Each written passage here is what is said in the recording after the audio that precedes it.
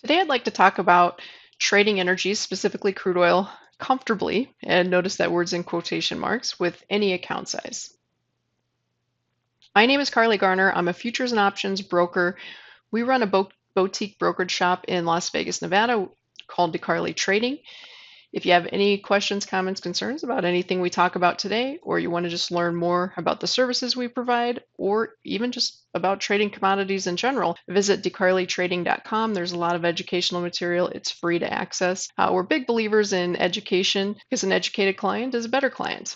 And again, we are a brokerage service. We offer everything from full service to discount online, and we'd love to have you. If you're on social media, you can check us on Twitter, Facebook, and Instagram. Just search for DeCarly Trading or Carly Garner, and it should pop up.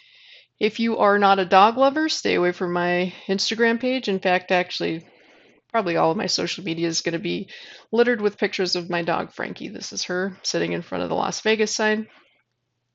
If you're not familiar with who I am and what I do, I am a broker and an author. I write a column for Stocks and Commodities magazine. I provide content to Jim Cramer's Mad Money a couple times a month, maybe once a month. Bloomberg Television, I visit a couple times a month as well to talk about option trading. And if you're a client of ours, we do send out a couple of in-house newsletters, the Financial Futures Report and the DeCarly Perspective. We basically put out our market projections in commodities as well as the financial futures. We provide specific trading ideas and strategies catering to different account sizes. Whether somebody's trading $2,000 or several $1,000,000, we'll give you some ideas. Of course, we don't have a crystal ball and we're not perfect. The idea is hopefully we can provide a perspective that maybe you haven't seen before in regards to strategy and timing and things like that. If you're interested in learning more, I've written several books, but these are the only three you need to really pay attention to. These are the newest. The most recent is Trading Commodity Options with Creativity. You will find other books listed on various websites and bookstores. Don't worry about those. They are outdated. They're a previous publisher, and to be honest, they're only trading on the secondary market, and so they're overpriced.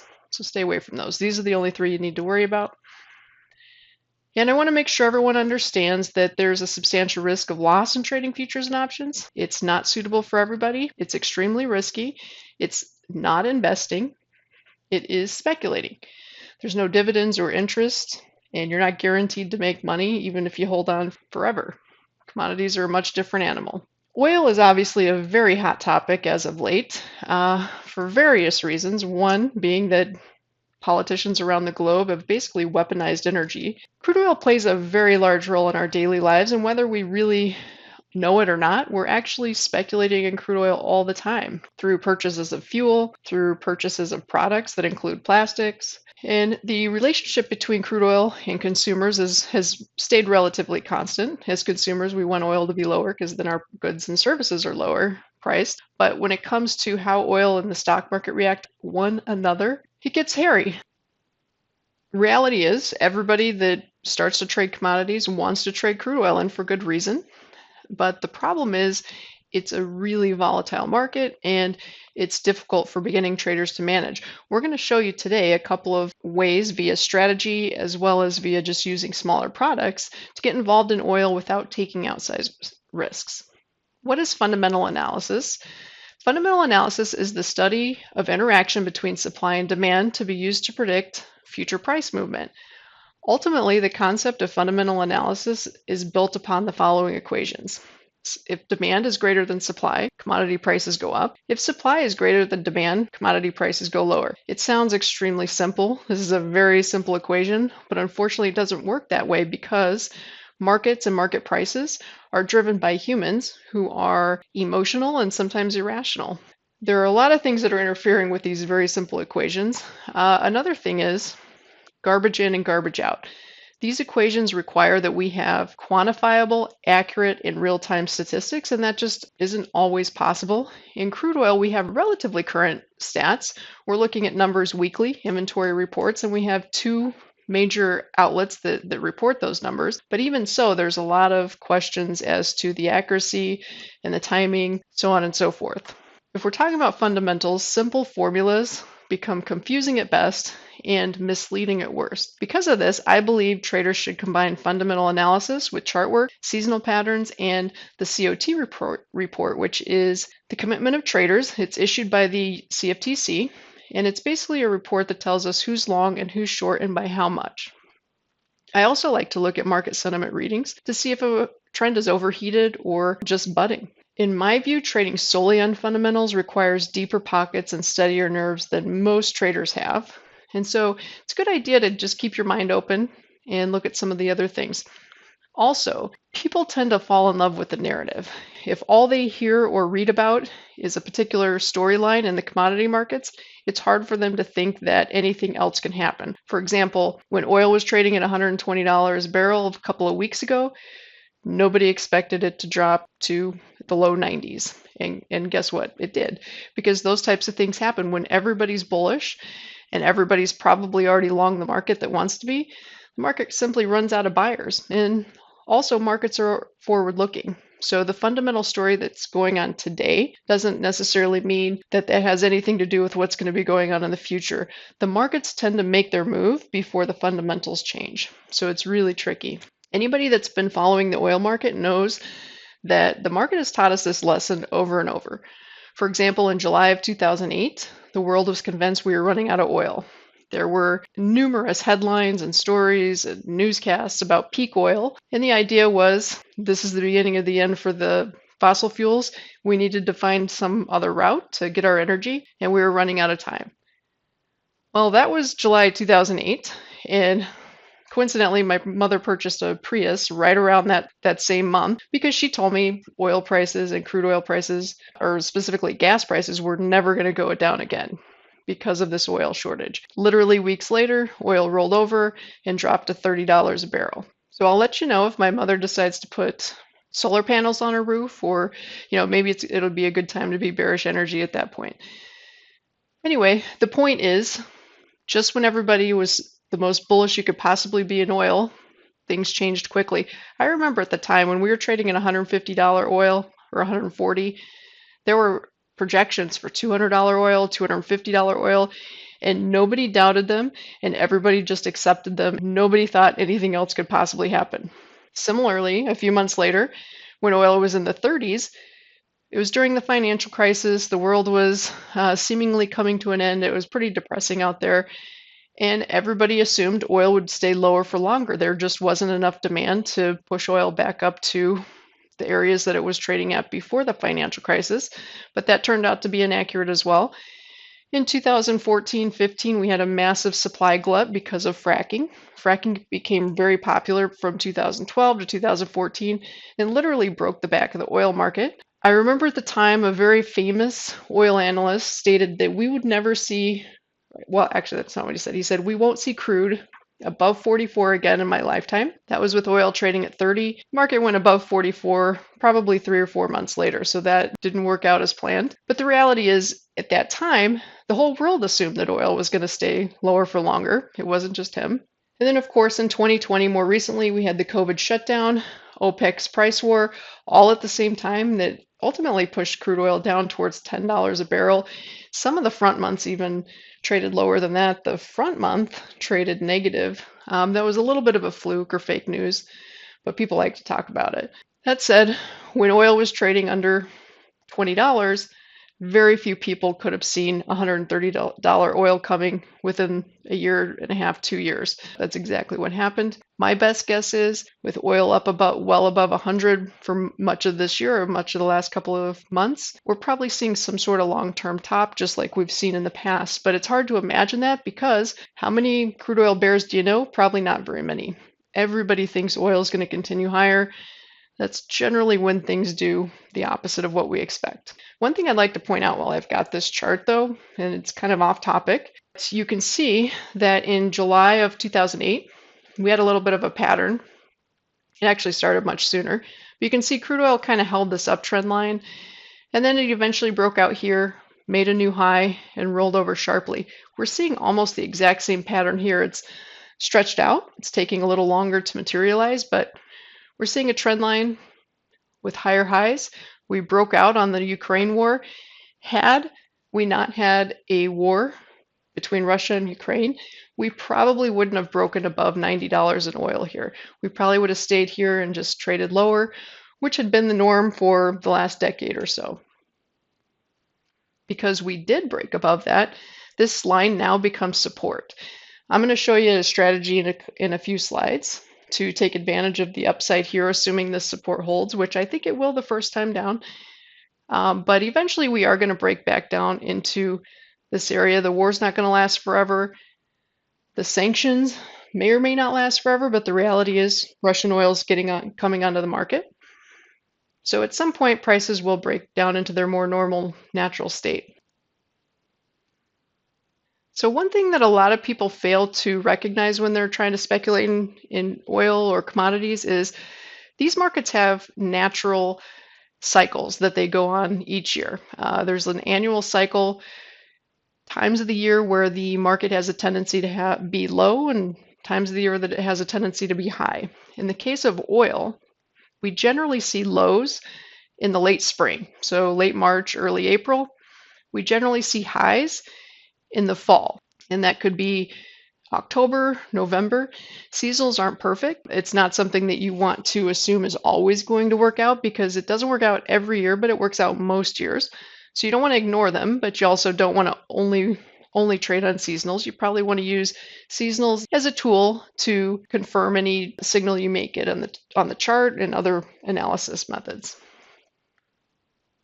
Another thing to be aware of is the COT report. I briefly mentioned it a few minutes ago. It's the Commitment of Traders report. It's issued every week, every Friday specifically, by the CFTC, which is the Commodity Trading Futures Commission. It's a government agency, and they basically compile data on who's participating in the futures markets.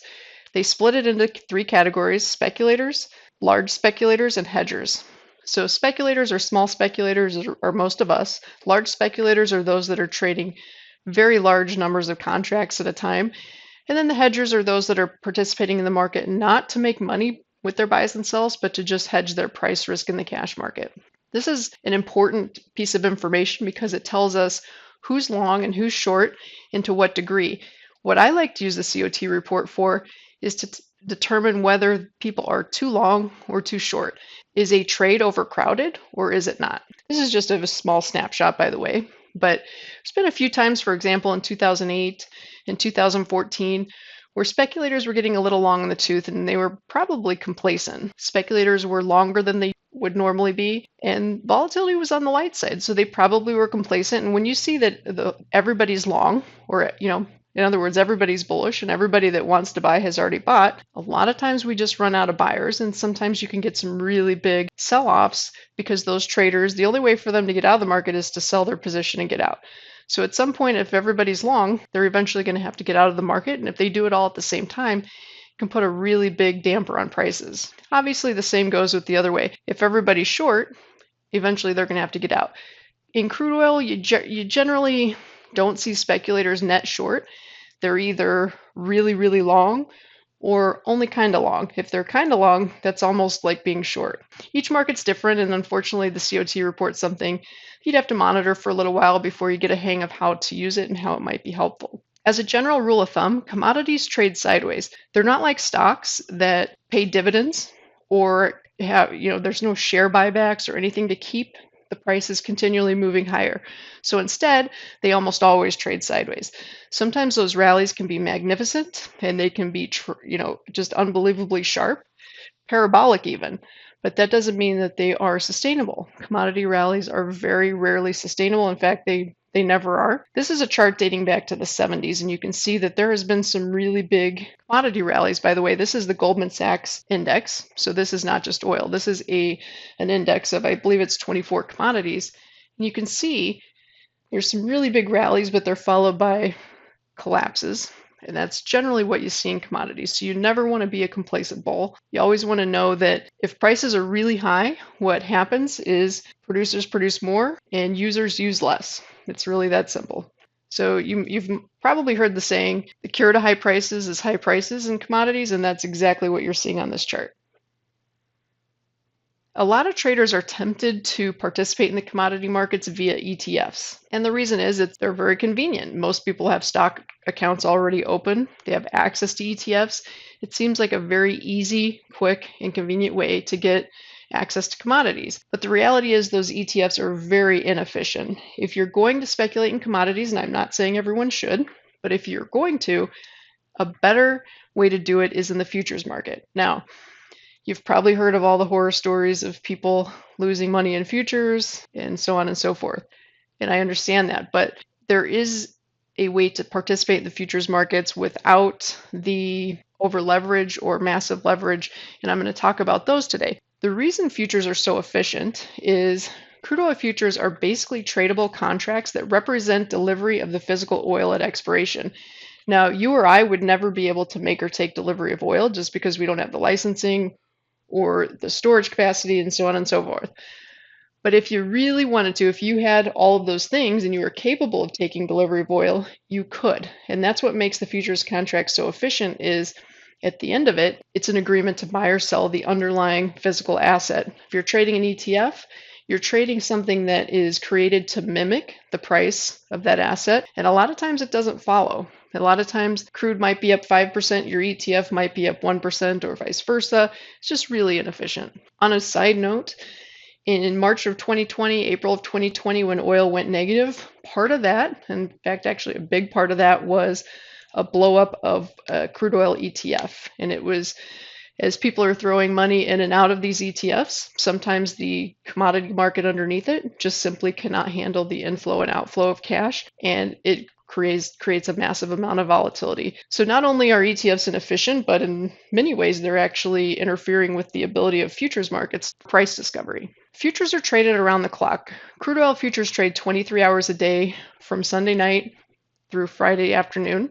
They are more tax efficient than trading an ETF. You, as a futures trader, assuming you make money, you get a 40-60 blend between long-term and short-term capital gains. And the nice thing is, there are multiple contract sizes to trade crude oil. There's a mini, a micro, and a full size, and we're going to talk about that soon. The average speculator is best off sticking to liquidity. So I suggest focusing on crude oil and even natural gas. There are full-sized mini contracts and micro contracts, as I just mentioned, and there's liquid option markets for those. Avoid the distillates, heating oil and gasoline. Unless you're trading a large account and you're experienced and you know exactly what you're getting yourself into, stay away from those markets. Thankfully, the CME Group listed smaller crude oil contracts to open the door to retail traders of really almost any size and risk tolerance to participating in crude oil. The original full-size crude oil futures contract represents 1,000 barrels of oil. This means for every tick or every penny that crude oil moves, a trader makes or loses $10. If you're doing the math, for every dollar that oil goes up or down, that means the trader is making or losing $1,000. Now, when oil is behaving itself, believe it or not, crude oil has been the most comfortable between $50 and $75 since fracking became mainstream. So when crude oil is hovering in the $50 to $75 area, it's generally moving $1 a day, maybe $2 a day. A $3 day is a big day. In 2022, or specifically since the invasion of Ukraine, crude oil has been moving several dollars a day. We've seen some $14, $15 days. That's $15,000 per contract on the full size. As you can imagine, that's a lot for many traders to handle, and just too much, too big, too much leverage, too much money being made or lost in a short amount of time. So there are smaller contracts that make it a lot easier for traders to handle. There's a mini crude oil, which is half the size of the original contract, or 500 barrels. And then there's a micro crude oil, which is relatively new. It was listed in 2021, and it's great. With a micro contract, it's 1/10 the size of the regular contract. So if oil moves up or down $1, a trader makes or loses $100, not $1,000. It's only $100. So even if we have a wild, silly, volatile day in which crude goes up or down $10, a micro contract is only making or losing $1,000, which again is still a lot of money, but it's nothing compared to the $10,000 you would make or lose on a full-size contract.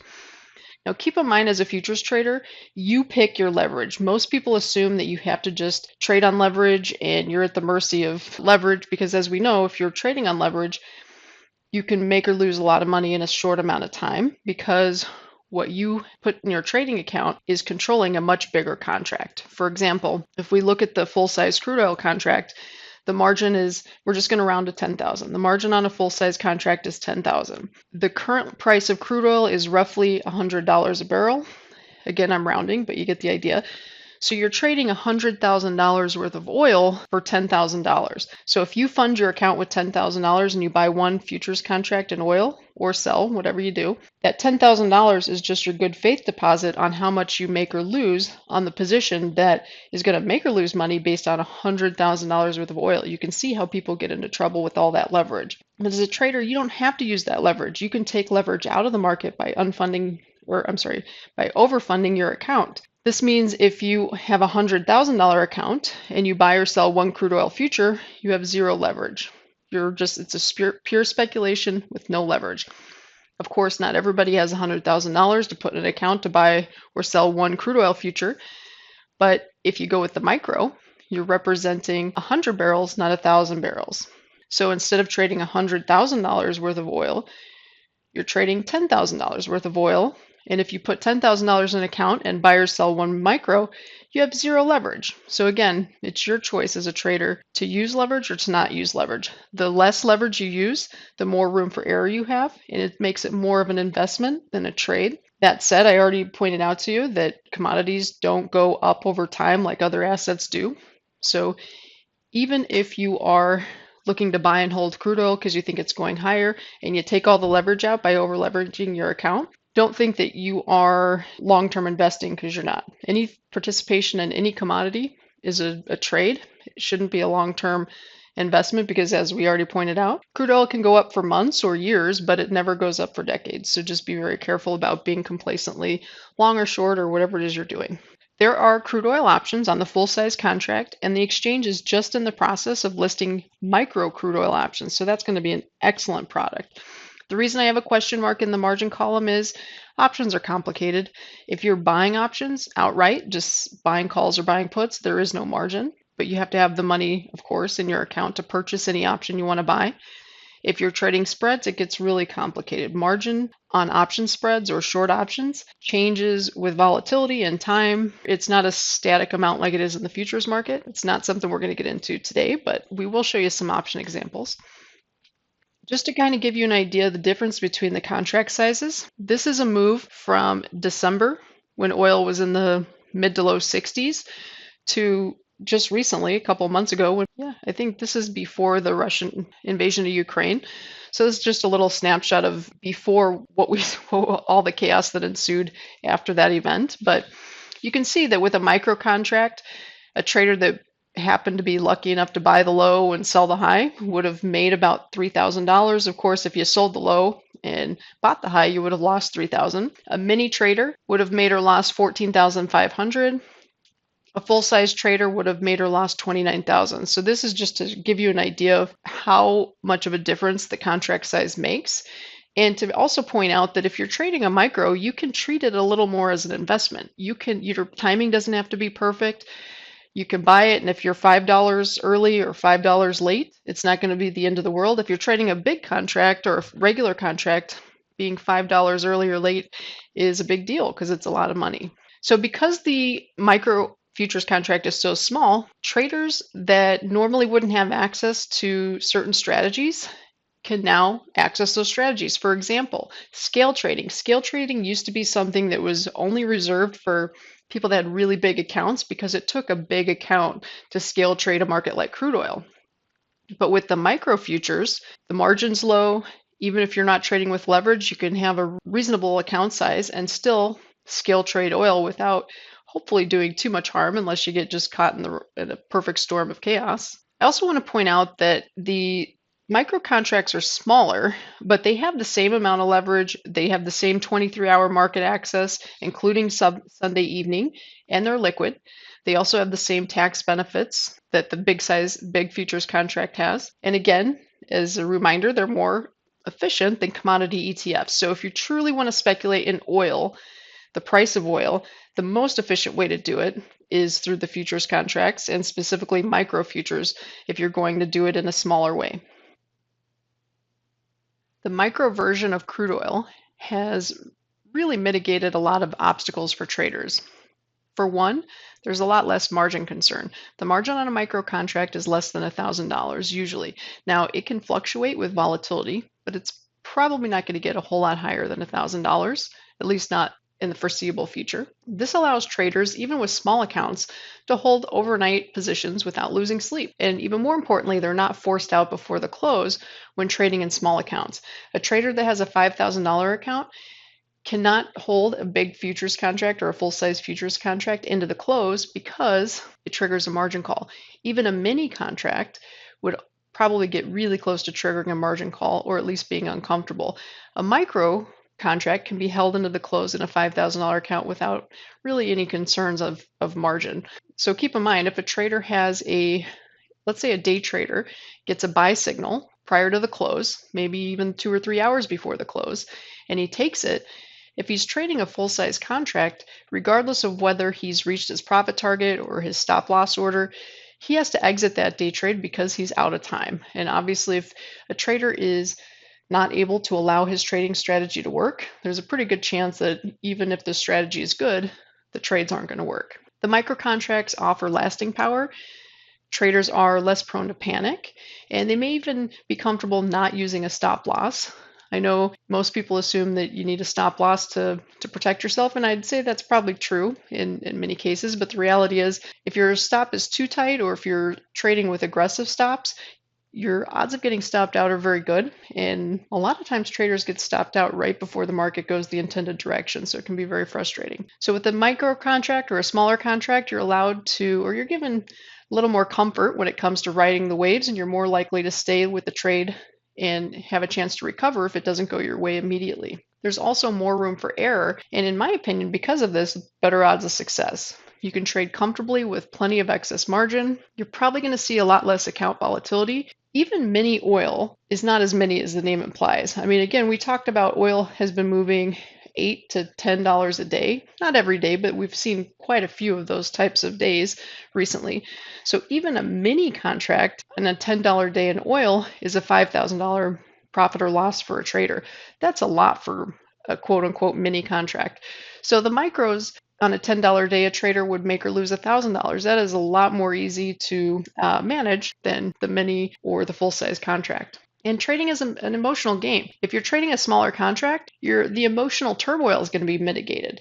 So the micro futures are going to cause less stress and hopefully lead to better trading decisions. For those that want to trade with bigger size, the micros can be used as kind of a way to paper trade with some skin in the game. So you can use micros to test new strategies or just simply get familiar with commodity trading if you're used to trading stocks. One of the biggest advantages of the micros is speculating with longer time horizons. Because of the large contract size of the regular futures contract, traders are usually speculating with time frames of a couple of days or a couple of weeks. But with the micro, you might actually be comfortable enough to buy and hold for months, or at least with an intention of doing so. And again, it's because the contract is smaller, the fluctuations are going to be smaller, the profits and losses are going to be smaller, it's just more comfortable. The small contract size of the micro allows traders to be a little more aggressive when it comes to swing trading. Swing trading is basically buying the dips and selling the rips, but with reasonable risk. If you're a bit full-size futures trader and you're trying to buy a $10 dip in crude oil, that's really scary because if you're $2 early, you lost $2,000 in a couple of seconds. That's how fast it moves. If you are $2 early on a micro, you're going to be out a couple $100, but you're going to be a lot more comfortable in trading those aggressive price swings. Also, with a micro contract, you can scale in and out of positions incrementally to improve your average entry price. So for example, if you go long a full-size futures contract, which is 1,000 barrels of oil at, let's say, $90, you're long from 90 with 1,000 barrels, and you hope that it doesn't really go too far against you because it's going to be pretty painful. But with the micro, maybe you buy one contract at $90, maybe you buy another one at 89, another one at 88. If it never goes to those prices, then it's not the end of the world, right? Maybe you pick the low and you're yet a successful trade on a one single micro. That's not the end of the world. But if it does go a little bit lower and you still think oil is going up and this is a buy the dip opportunity, if you're adding incrementally, your average entry price might be somewhere around 87 or 88 after you get them all on, as opposed to a $90 entry price if you just went long the full futures contract. So it's a way of dollar cost averaging. So this is a visual example of what I was just talking about. If you were somebody that wanted to position trade. If you had a long-term outlook in oil and you were bullish from the low 70s in late November, early December, you're bullish from the 70s. You're not sure that your timing is exactly right, but you know at some point in the future you'll be profitable. If you bought a full-size contract there based on what unfolded here in the next couple of weeks, you could very easily be out $10,000 to $12,000 in a matter of a couple of days. But if you went with the micros, you could start buying at 73. You can add on after the big downfall. That was like the day of or the day after Thanksgiving, I believe. And oil was down $8, $9 in a single day. So you could buy one at 73. You could buy another one at 66, buy another one at 62. And at this point, the maximum drawdown with all of that going on is only $1,500. If you were trading a full-size contract, your drawdown would have been closer to $15,000. So as you can see, $1,500 drawdown, I mean, it's not ideal, and you would hope that oil wouldn't drop $10 in a single day after you bought it. But if it did, and your horizon is the long run, not the next couple of weeks, the micros are a lot more forgiving. So let's talk about risk reversals. Now, this is a strategy that is considered very aggressive. Risk reversals are probably best used as portfolio hedges, but that's a whole nother topic. Today, we're going to talk about speculating in oil with risk reversals. Now, if you're not familiar with risk reversals, it's basically the idea of selling a call option above the market and using the proceeds to buy a put option.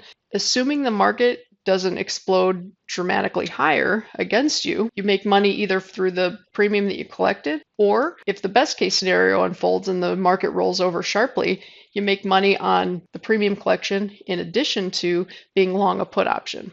So let's take a look at a specific example. This was a couple of months ago, this was possible, but the volatility was high. And so this was probably a really exceptional opportunity that doesn't normally present itself, but this just gives you an idea of how the strategy might work in a best case scenario. So it would have been possible to sell an August 140 call for $5 in premium.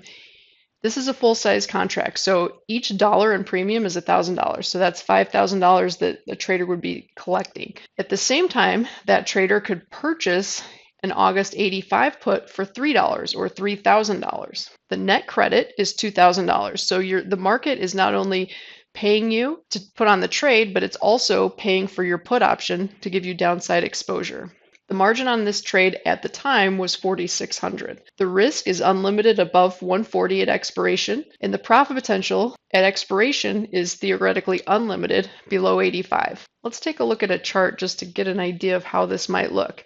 Now again, this was during the heyday of volatility in crude oil in early March. These types of opportunities with this pricing, they're only going to come up once every several years, maybe even once a decade or less. So this isn't something you should expect to see all the time. In a more normal market, you maybe could have sold like a 120 call and bought a 90 put for something, similar premium. Again, this is just an educational example. If volatility is high, risk reversals offer a very attractive opportunity because you can get aggressive and you can have plenty of room for error. You can see at the time of this trade, the oil had peaked out around $110 a barrel and it was now trading around 90.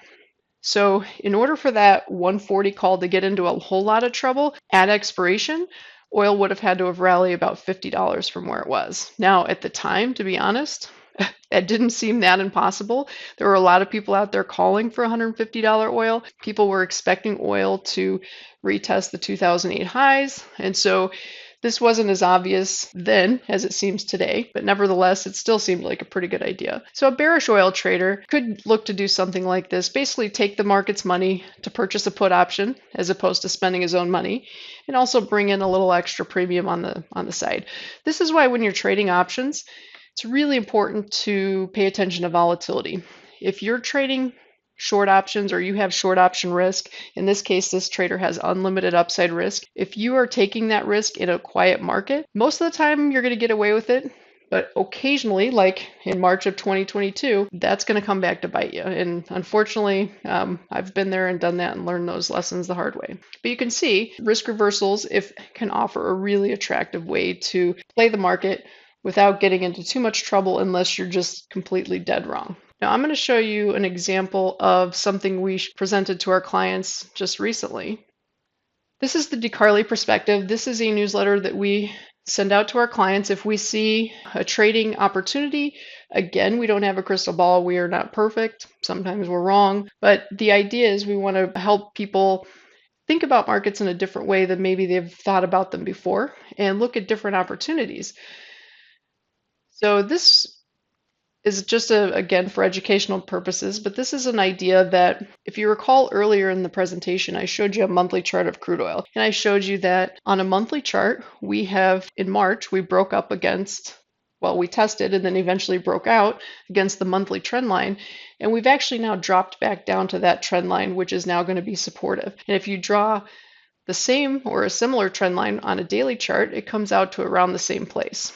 So somewhere in the $90 area for oil is the make or break area. Either it holds here and we rally back up at least temporarily, or we completely melt down and we're going back into the comfort zone between $50 and $75. I personally think that we probably get a little bit of a rally first. Now, I think that we've probably seen the highs for oil for this move earlier this year, but that doesn't mean we can't go up and retest 110, 115, maybe even almost 120. So those types of things are possible. So for those traders looking to play the upside, this is one way to do it without having immediate, well, let's just say without having to be perfect. You can have some room for error. So the idea of this trade, and by the way, this is called a bull call spread with a naked leg, and that's because the trade would be buying a call option.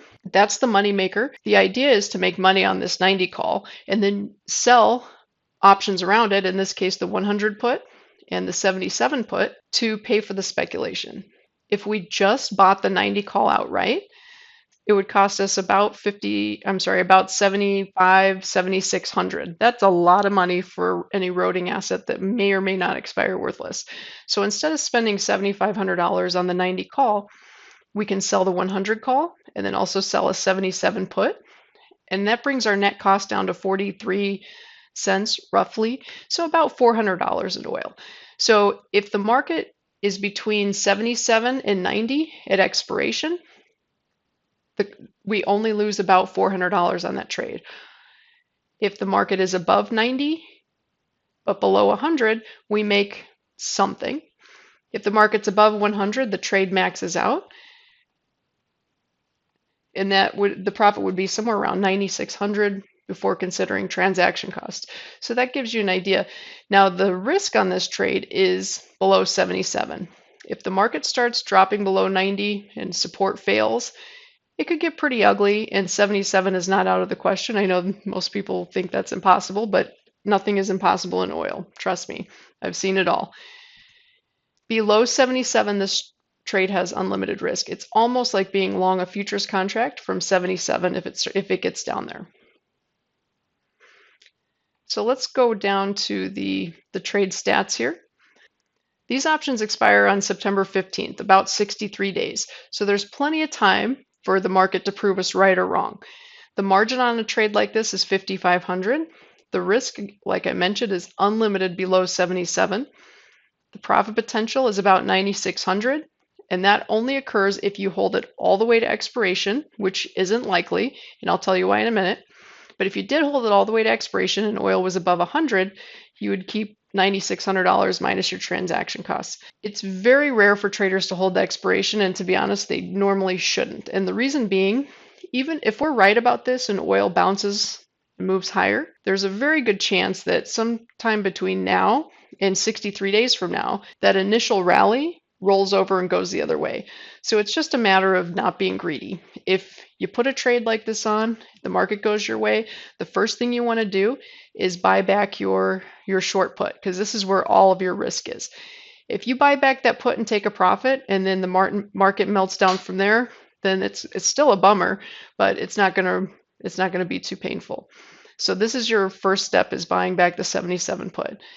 But if the market goes your way initially, let's say that a trade like this is put on and the market rallies 10 to 50, let's say the market rallies $10, and that trader can take a quick profit of 2, 3, 4,000, I absolutely believe that trader should take it. Even though the max profit at expiration is almost 10,000, it's just not worth holding the risk. In other words, if you can make 3 or 4,000 in a week, but you have to hold the trade for 8 weeks to get the rest of the money, it's a lot can happen in 8 weeks. I mean, we've seen, if you look at this chart, we've seen just in a couple of days, we've seen oil drop $30, $40. So anything can happen. Don't be greedy with these types of strategies. If the market gives you a gift, take it. What you could do if you put on a trade like this and it did go your way and you could pull some money out of the market, you could put on a very similar trade or maybe a trade that has less downside risk at higher prices. So maybe if this trade went your way, you could get out of this, take your money, and then maybe buy like a 100, 110 call and just leave it like that. Don't even sell a naked put. Because the higher oil goes, the further it eventually will fall when things do crack down. Remember I showed you that chart earlier? Commodities always seem like they're going to go up forever, but they don't. I'd like to offer a couple quick notes on option trading. This class is on crude oil trading, but for those that do decide to venture into the option side of things, instead of using micro futures or mini futures or whatever it is they're looking to do, option trading is often overlooked because it's a little more complicated than trading futures, but there are some really glaring advantages. The advantages are more room for error. You can avoid premature stop outs. For example, in the risk reversal example or the bull call spread with a naked leg example we went over, you don't have to worry about being stopped out. Now you have to worry about the market going against you and things getting painful and you having to hedge. By the way, hedging might mean buying or selling futures, mini futures, micro futures, or even full size futures against your options to mitigate risk. So it can get pretty complicated. If you want to learn more about all those types of things, you can read that in my book, Trading Commodity Options with Creativity. But the thing to take away is you don't have to worry about stop outs. Using stops is one of the primary risk management tools for futures traders, but the problem is sometimes it increases the risk because it stops people out before the market moves in their intended direction and then they start emotional trading or revenge trading. So it's not as easy or as clear cut as it might seem. Also, options can mitigate some of the emotional turmoil because while a market can obviously go against you and you can be wrong, the way that it mitigates emotional turmoil is there's not necessarily immediate risk like there is futures. If you buy or sell a futures, you're immediately making or losing money with every tick that the market moves. In options, you're immediately making or losing money, but it's not the same. For example, in that example we just looked at where our risk is below 77, if crude oil is at 91 and it drops to 90, you're probably not going to be stressed out with your option spread because you know as long as it doesn't go towards 77, you might be okay.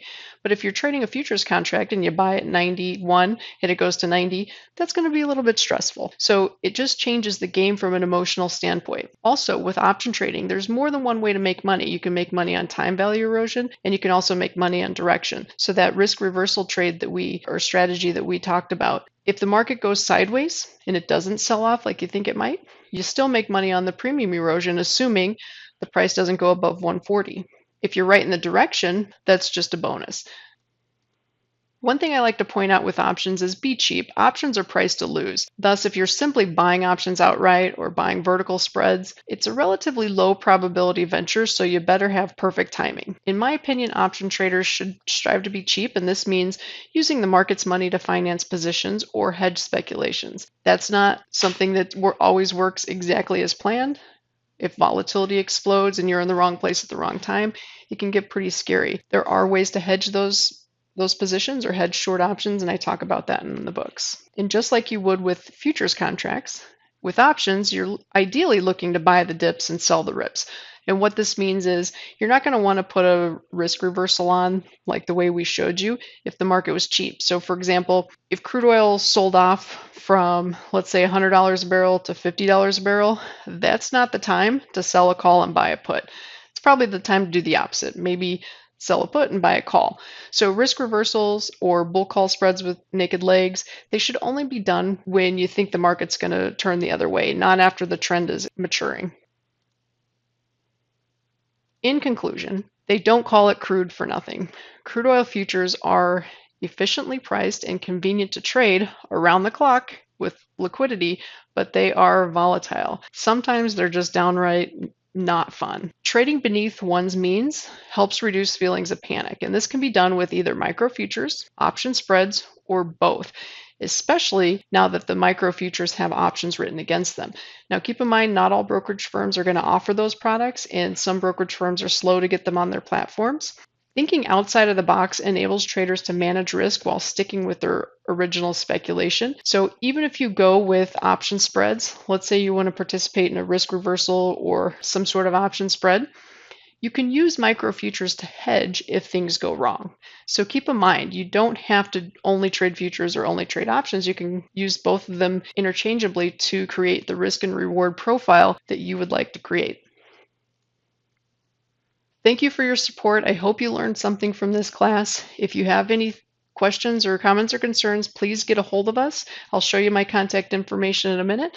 But in the meantime, if you want to learn more about trading futures and options or our brokerage services, please visit DeCarlyTrading.com. And if you're interested in reading any of our books, they're on Amazon, but you can also visit TradingCommodityOptions.com for excerpts and samples.